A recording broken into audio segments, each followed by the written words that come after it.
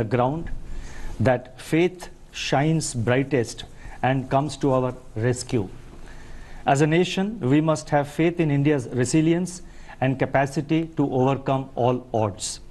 COVID-19, a virus of the size of 0.12 microns, has crippled the global economy with more than 300,000 dead and economic activity across the world stalled. Once again, central banks have to answer the call to the front line in defense of the economy. The recent release of macroeconomic data that for the first time revealed the damage wrought by COVID-19 brought forward the need for an off-cycle meeting of the Monetary Policy Committee, that is the MPC, in lieu of the earlier scheduled meeting between June 3rd to 5th, 2020. Over the last 3 days, that is 20th, 21st and 22nd, the MPC reviewed the domestic and global developments and their implications for the outlook. After extensive discussions, the MPC voted unanimously for a reduction in policy repo rate and for maintaining the accommodative stance of monetary policy as long as necessary to revive growth and to mitigate the impact of COVID-19 while ensuring that inflation remains within the target. On the quantum of reduction, the MPC voted with a 5:1 majority to reduce the policy repo rate by 40 basis points, 40 basis points from 4.4% to 4%. Consequently, the MSF rate and the bank rate now stand reduced to 4.25% and reverse repo rate stands reduced to 3.35%. Before I lay out the backdrop, the rational and expected outcomes of the MPC's decisions, I wish to thank the committee members for their valuable contribution during the deliberations. I would also like to thank my colleagues in the RBI who have been working tirelessly in RBI's fight against COVID-19. My gratitude goes out to our teams for their intellectual support, analytical work, and the logistical arrangements. A special word of praise for our team of what is now about 200 officers, staff, and service providers who are working unstinted 24/7 in isolation away from their families in order to keep the essential RBI services available to the nation. Once again, I wish to express our admiration for the doctors, the healthcare and medical staff, police, law enforcement agencies, functionaries and personnel of the government, the private sector, banks and other financial institutions who have risen to the occasion day after day through the pandemic to ensure continuity in provision of all essential services. Our deepest gratitude to their families too. I would now like to provide an assessment of the current macroeconomic situation, both global and domestic. By all counts, the macroeconomic and financial conditions are austere. The global economy is inexorably headed into recession. The global manufacturing PMI contracted to an 11-year low in April 2020. The global services PMI recorded its steepest decline in the history of the index. Among advanced economies that have released GDP readings for Q1 of 2020, contractions were in the range of 3.4% to 14.2%. For emerging market economies, the growth rate ranged between 2.9% and minus 6.8%. EMEs face additional pressures in the form of capital outflows and asset price volatility from the bouts of turbulence afflicting financial markets. The plunge in crude prices has dried up budgetary revenues for oil exporters.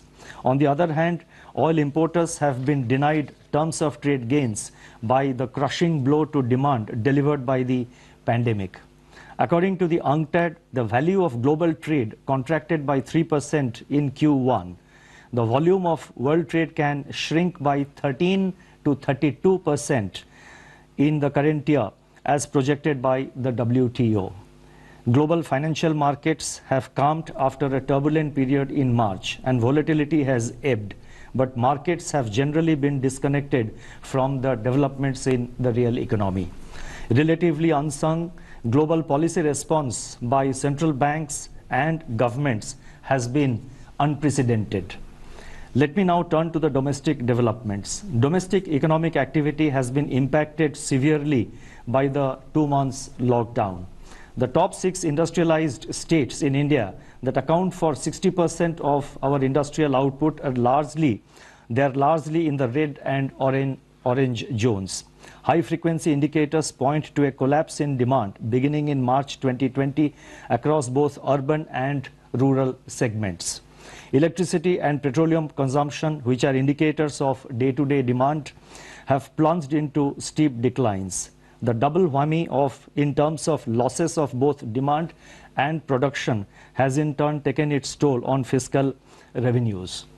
Investment demand has virtually been halted by a decline of 36% in the production of capital goods in March, which was coincident with a contraction of 27% in imports of capital goods in March and 57.5% in April. This is also evident in a fall of 91% in finished steel consumption in April and 25% shrinkage in cement production during March. The biggest blow from COVID-19 has been to private consumption, which accounts for about 60% of the domestic demand. The production of consumer durables fell by 33% in March 2020, accompanied by a 16% decline in output of non-durables. Similar indications are reflected in surveys of the fast-moving consumer space also. In the production sectors, industrial production shrank by close to 17% in March, with manufacturing activity down by 21%. The output of core industries, which constitutes about 40% of overall industrial production, contracted by 6.5%. In conformity, the manufacturing PMI for April recorded its sharpest deterioration to 27.4, spread across all sectors. The services PMI plunged to an all-time low of 5.4% in April 2020.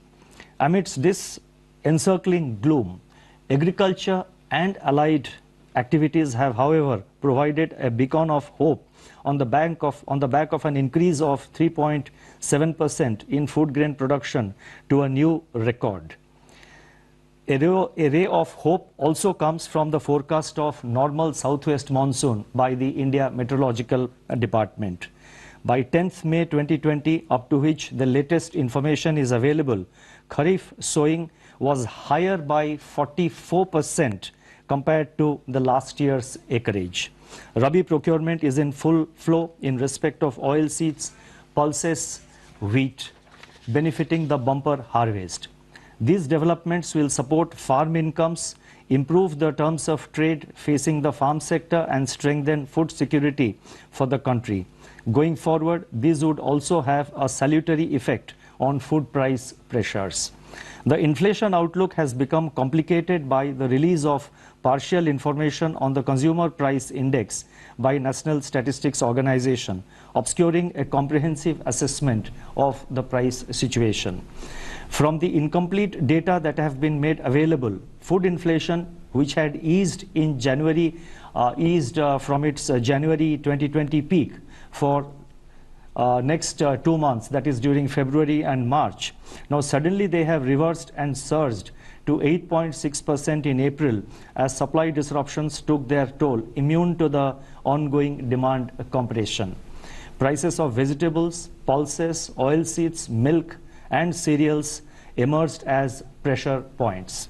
In the external sector, India's merchandise exports and imports suffered their worst slump in the last 30 years as COVID-19 paralyzed world production and demand.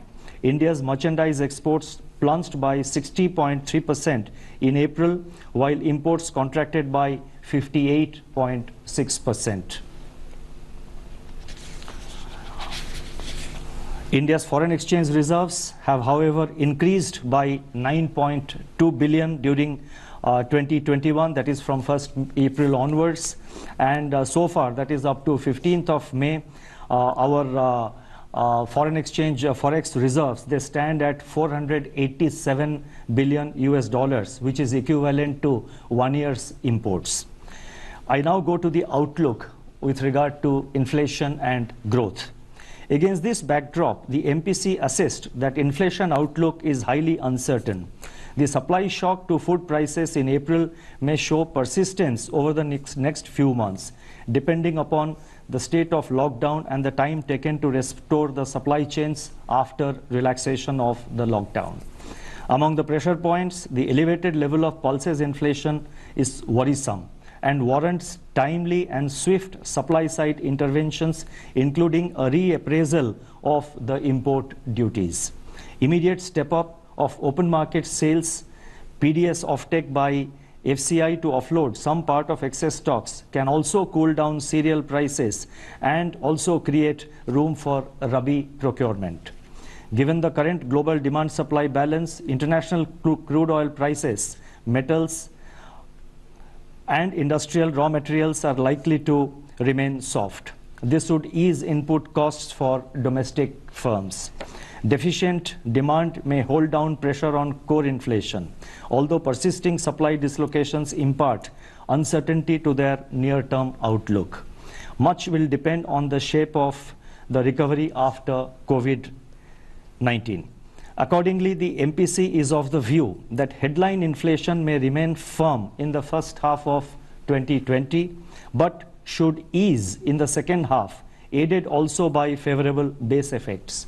By Q3 and Q4 of the current financial year, it is expected that the headline inflation will fall below the target of 4%.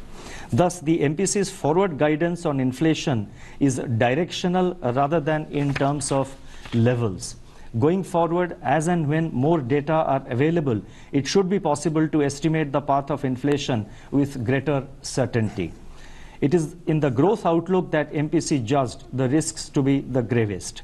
The combined impact of demand compression and supply disruption will depress economic activity in the first half of the year. Assuming that economic activity gets restored in a phased manner, especially in the second half of this year, and taking into consideration favorable base effects, it is expected that the combination of fiscal, monetary, and administrative measures being currently undertaken both by the government and the RBI would create conditions for a gradual revival in activity in the second half of 2021. Nonetheless, downside risks to this assessment are significant and contingent upon the containment of the pandemic and quick phasing out of social distancing and lockdowns. Given all these uncertainties, GDP growth in 2021 is estimated to remain in the negative territory, with some pickup in growth impulses in H2 2021 onwards. The end May 2020 release of NSO on national income should provide greater clarity, enabling more specific projections of GDP growth in terms of both magnitude and direction. Much will depend on how quickly the COVID curve flattens and begins to moderate. As the nation prepares for this future, the words of Mahatma Gandhi should inspire us to fight on. I quote, "We may stumble and fall, but shall rise again," unquote. The MPC is of the view that the macroeconomic impact of the pandemic is turning out to be more severe than initially anticipated. Beyond the destruction of economic and financial activity, livelihood and health are severely affected. Judging that the risks to growth are acute, while the risks to inflation are likely to be short-lived, the MPC believes that it is essential now to instill confidence and ease financial conditions further. This will facilitate flow of funds at affordable rates and rekindle investment impulses. It is in this context that the MPC voted to reduce the policy repo rate by 40 basis points from 4.4 to 4%. If the inflation trajectory evolves as expected, more space will open up to address the risks to growth. Now, I now turn to some regulatory and development policy announcements.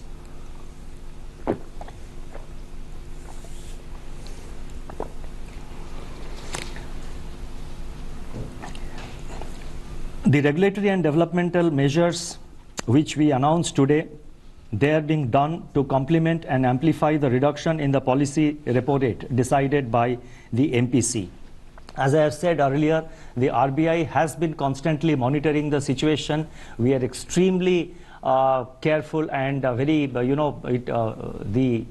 at the level of vigilance is at its highest, is at its peak in RBI. Our entire team of officers are closely monitoring the developments in various segments of the economy, and you would have seen that over the past 2 or 3 months, as and when it was warranted, the RBI has not waited for a formal statement to be made by the governor, but we have been taking policy measures, and as and when the situation warrants, to the best of our ability, we are reacting to situations. We are trying to anticipate and also trying to be proactive, and that shall continue to be under the underlying theme of our approach.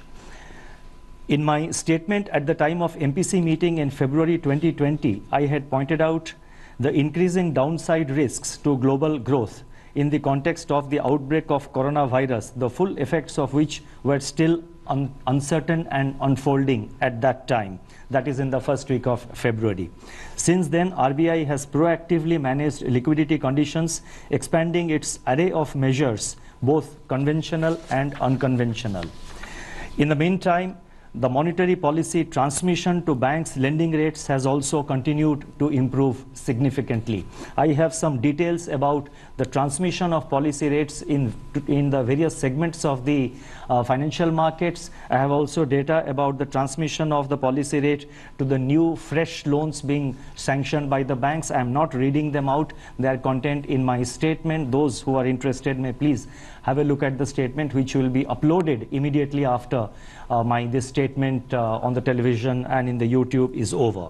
The decision of the MPC to reduce the policy repo rate and maintain the accommodative stance of monetary policy provides the opportunity for the RBI to announce certain additional measures against the backdrop of a deteriorating outlook for economic activity. These policy actions complement and strengthen each other in intent and reach. The measures being announced today can broadly be delineated under 4 categories. 1.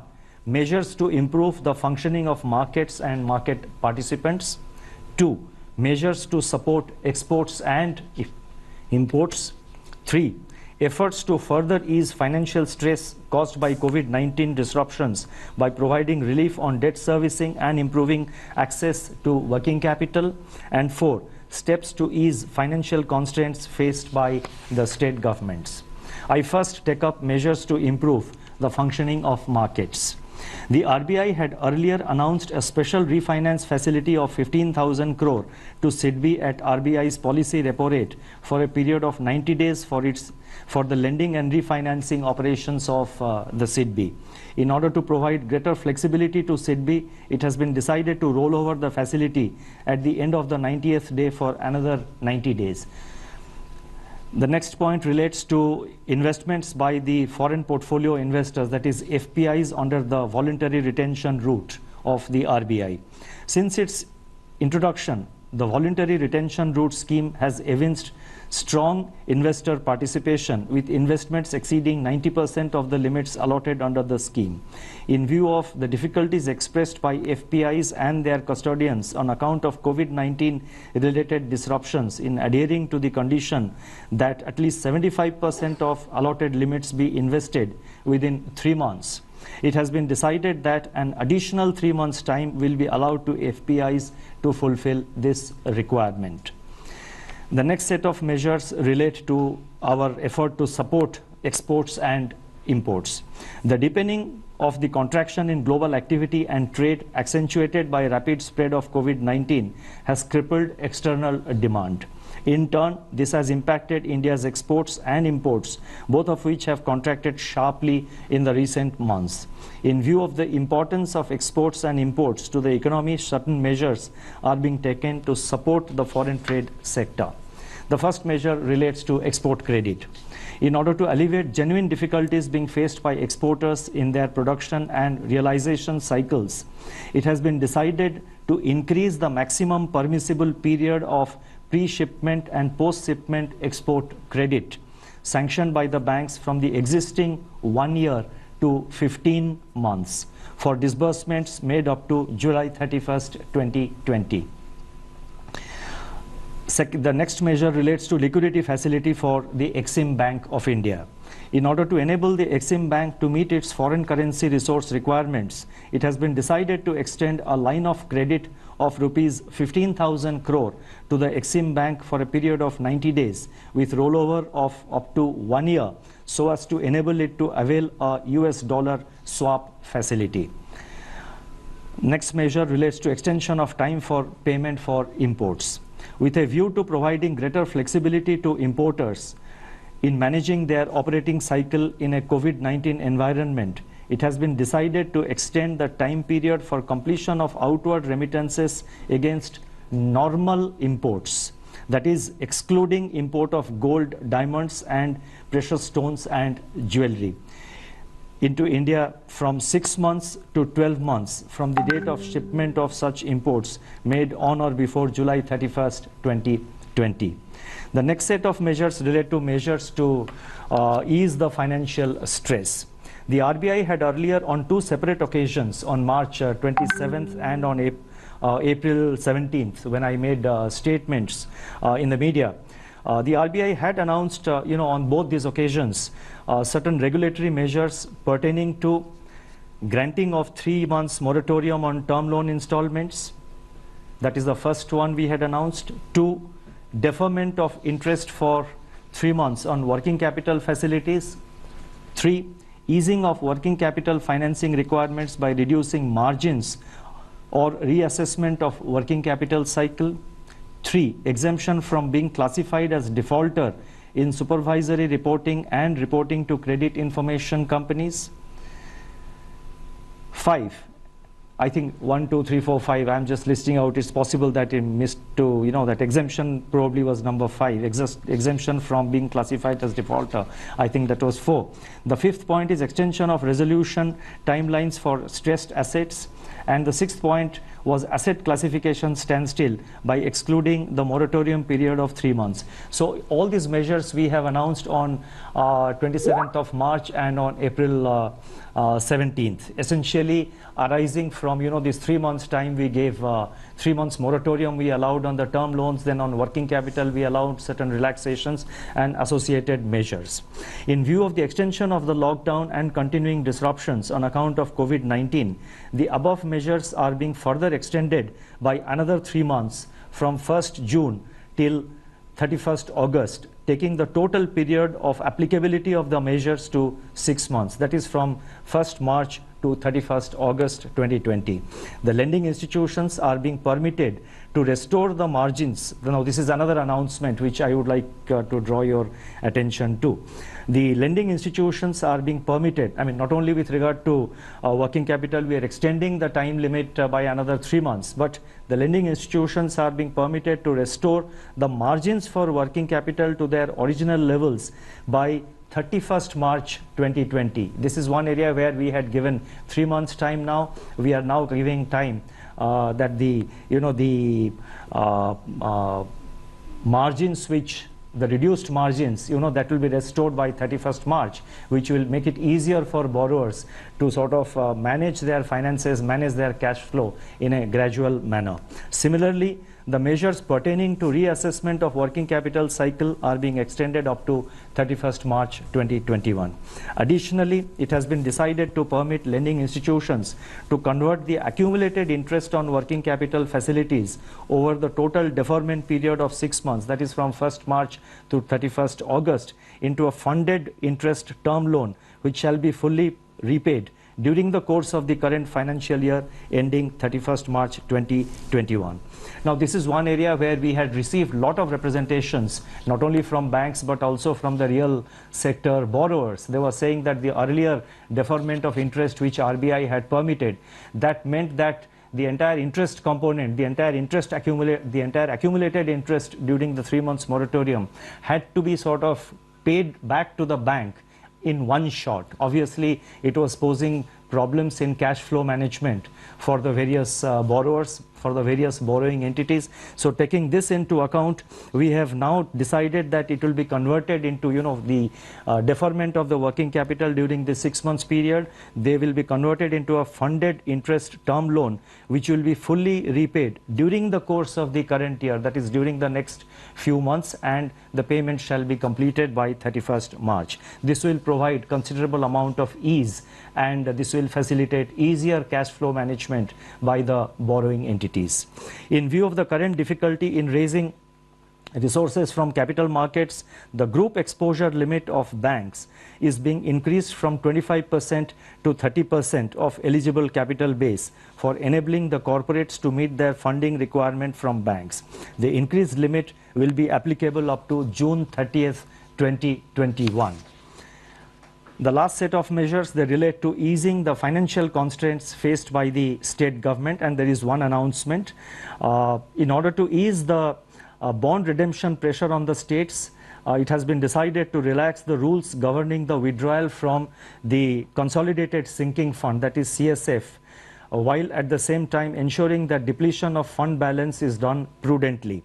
Together with the normally permissible withdrawal, this measure will enable the states to meet about 45% of the redemptions of their market borrowings which are due in the current year 2021.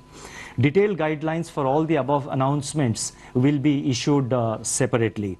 I now come to my concluding remarks. I would like to say that central banks are typically seen as conservative institutions, yet when the tide turns and all the chips are down, it is to the central banks that the world turns for support, and this is all over the world, almost in every country, and this is visible in the action being taken by the various central banks across the world. And you would have noticed in India also the RBI is trying to take necessary measures, and we are, whatever maximum measures we are able to undertake, the RBI is at the forefront and is taking the measures. Going forward, as I have said, we will continue to be vigilant, and we will take whatever measures are necessary to meet the COVID-related challenges which are ahead of us. As I have stated earlier, the RBI will continue to remain vigilant and in battle readiness to use all its instruments and even fashion new ones, as recent experience has demonstrated, to address the dynamics of the unknown future. The goal, as I have enunciated earlier, are: number one, to keep the financial system and financial markets sound, liquid, and smoothly functioning. Number two, to ensure access to finance to all, especially those that tend to get excluded by the financial markets. And three, and very important, to preserve financial stability. It shall be our endeavor that RBI's actions and stance contribute to laying the foundations for a better tomorrow in India. Today's trials may be traumatic, but together we shall triumph. I would like to conclude on this optimistic note. Thank you very much for your patience. That was RBI Governor Shaktikanta addressing a press conference, and he gave in a number of points, important points coming in from that address. He says that the repo rate has been slashed by the RBI by 40 basis points, which means it is at 4% now. And also the reverse repo rate now stands at 3.35% from 3.75% earlier. Also, he said that the GDP growth in this quarter is expected to be in the financial year 21 is expected to be in the negative territory. Added to that, he also said that, as I told you, the GDP growth is expected to be in the negative territory. He also talked of how 15 crore credit line has been extended to Exim Bank for 90 days to avail the USD swap facility. Added to that, the RBI has extended moratorium period till 31st of August 2020. Also, the RBI has decided to roll over the facility of 15,000 crore for another 90 days in SIDB. More or less, these are the highlights, the main points of the RBI governor's address. We'll get you more in the bulletin that follows. Up next, we'll get you the headlines we are tracking this hour. Prime Minister Narendra Modi will be in West Bengal today to take an aerial